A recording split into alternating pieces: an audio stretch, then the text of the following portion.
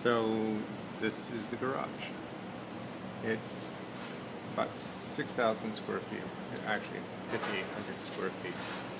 And Maria is there cleaning, and she helps out with cleaning and sanding and processing different things.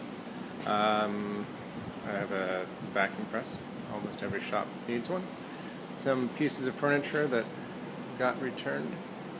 It didn't fit the rooms anymore, so if you want to buy a piece of furniture, there's one there. This is my newest purchase. It's a CNC router. It's an old Motion Master router that was used in the metal industry. I've got a vacuum pump down there that needs to be set up. But this has been frustrating me or challenging me for about 8 months, learning how to go from OFF to run and be consistent. So that's been a challenge. I've got drill presses and hinge insertion machines, Hitachi. I've got about 5 or 6 of those saws. There's my bench. And our clamps, just a few of our clamps. That's a chair that I'm working on. I've got 18 of those to make, 16 for a customer. There's another bench that's currently occupied by Dan, and Jim's bench is there. Of course, we have our refreshment stand, including a espresso maker. I've got a good assortment of older tools. That compressor is from 1952, and it just keeps on running. But some of my newer tools, my 10-foot Altendorf slider, which hopefully this year will get a rip fence, the fence on the right. I want to get that so it's automated. And that all of these machines, the slider, the 42-inch wide belt sander, and then this edge sander, they're all hooked up to one dust collection system, which is in the back there. So that's all sawdust.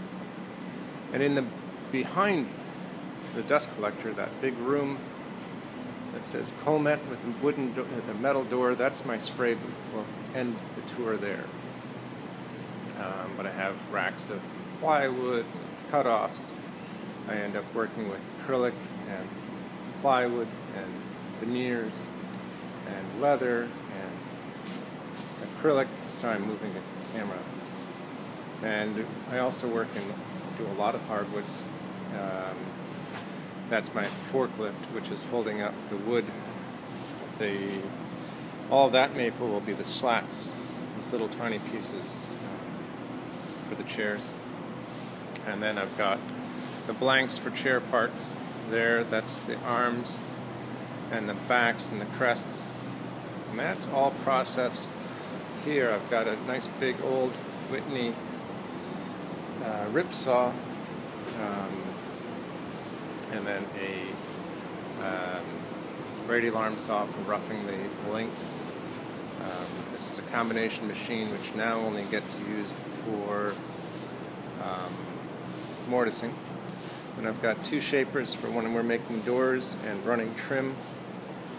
I do a fair amount of running trim. The nice Oliver, that was my first big tool after the Whitney saw. And then my Minimax planer. Nowadays you can buy all of these tools so easily on the internet and with auction sites.